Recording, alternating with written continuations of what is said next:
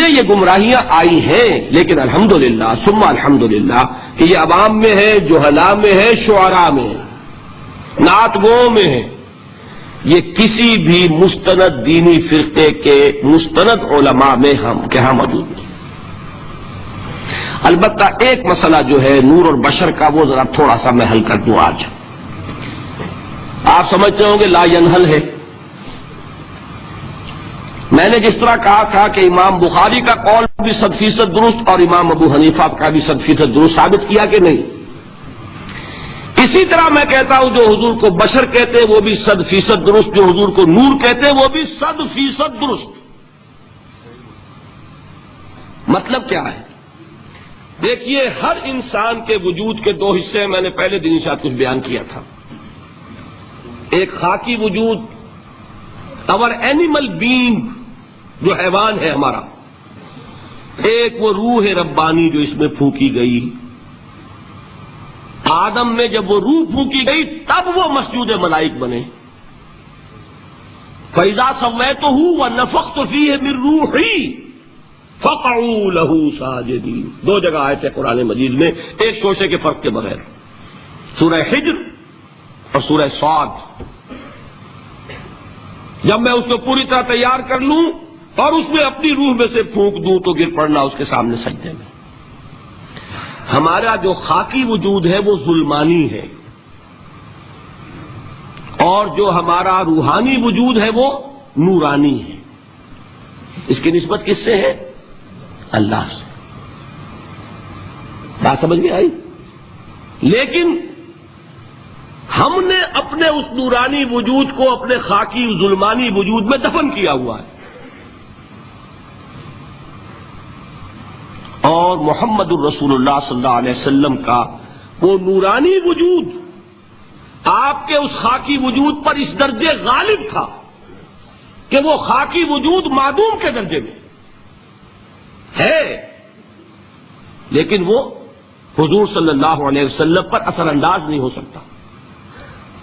وہی خاکی وجود ہے جسے ہم نفس کہتے ہیں، نفس غلبہ کر سکتا ہے محمد پر صلی اللہ علیہ وسلم۔ حضور کی شخصیت کی نورانیت نے آپ کی شخصیت کے خاکی وجود کا احاطہ کیا ہوا ہے، ہماری شخصیت کی ظلمانیت نے ہماری اس نورانیت کو گل کیا ہوا ہے، دفن کیا ہوا ہے، چھپایا ہوا ہے۔ بس یہ فرق ہے۔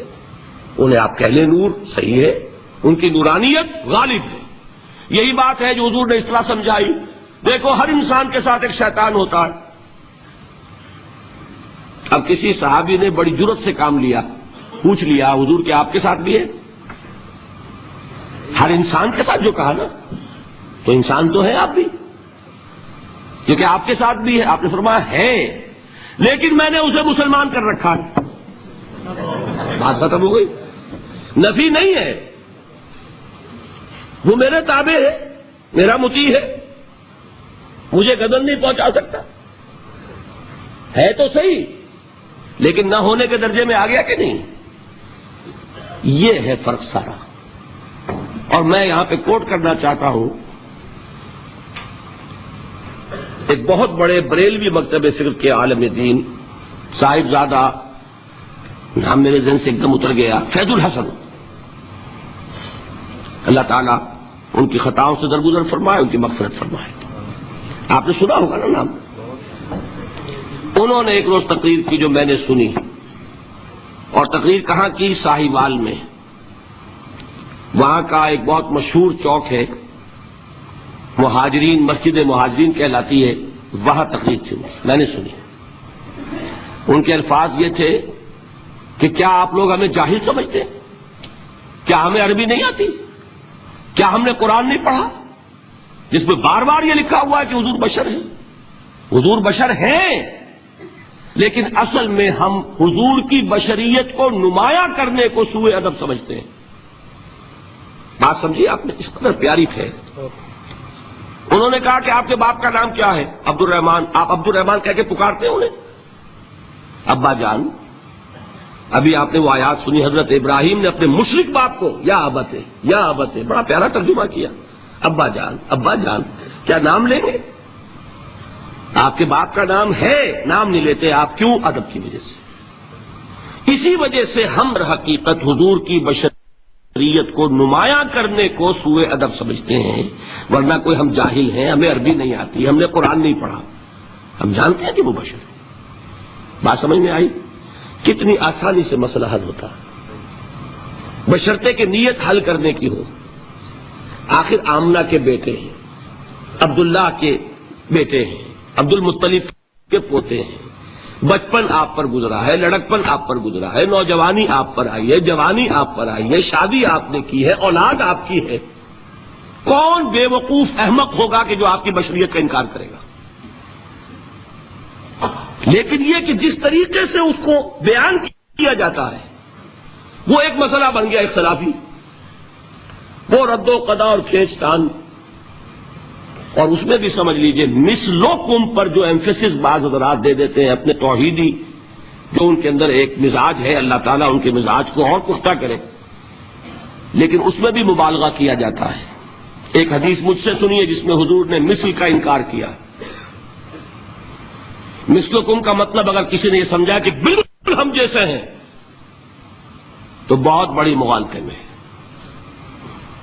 حضور صوم وصال سے منع فرماتے تھے، خود رکھتے تھے۔ صوم وصال کیا ہے؟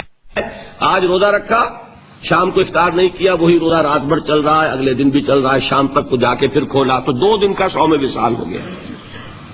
اگلے دن بھی نہیں کھولا، چلا تو 72 گھنٹے کا صوم وصال ہو گیا۔ یہ کیا ہے؟ صوم وصال۔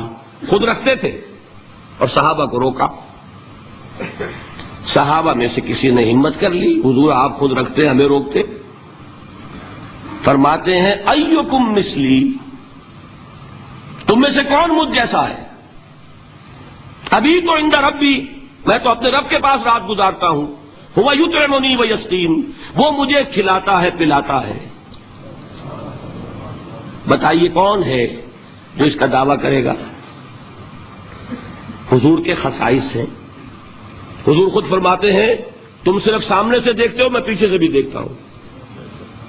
کہاں ہوا وہ مثلیت؟ اگر آپ نے بالکل اپنے جیسا سمجھ لیا تو بڑے مغالطے میں ہیں آپ۔ نبی کا مقام ہے، نبی کا رتبہ ہے، نبی کے خصائص ہیں۔ آپ سو گئے تو آپ کی نیند، آپ کی وضو ٹوٹ گئی اور نبی سو گیا تو کہاں گئی مثلیت پھر؟ مثل اس معنی میں کہ بشر ہیں، نسل آدم سے ہیں، اس میں کوئی شک نہیں، اس معنی میں مثل ٹھیک ہے، قل انما انا بشر مثلکم، لیکن ہر اعتبار سے تو نہیں۔ سب سے بڑا فرق یہی ہے کہ وہی آ رہی ہے، معراج پہ تشریف لے گئے ہیں، اس دنیا میں بیٹھے ہوئے بھی جنت کا مشاہدہ فرما لیتے ہیں، کرا دیا جاتا ہے، دوزخ کا مشاہدہ کرایا جاتا ہے،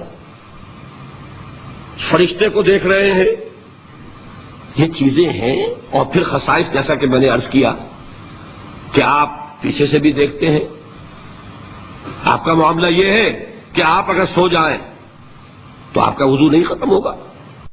یہ ساری چیزیں جو ہیں ان سب کو بیلنس کیجئے تو معلوم ہوگا کہ آپ بشر بھی ہیں، 100% درست، لیکن آپ کی وہ نورانیت، آپ سراج منیر، ہدایت کا روشن چراغ، آپ کی جو روح انور ہے وہ آپ کے اس جسدی وجود پر اس طریقے سے حاوی ہے کہ گویا کہ اس نے اس کی ظلمانیت کو ختم کر کے رکھ دیا ہے۔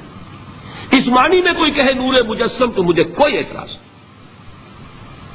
یہ ہے ان چیزوں کو جمع کرنے کی شکل۔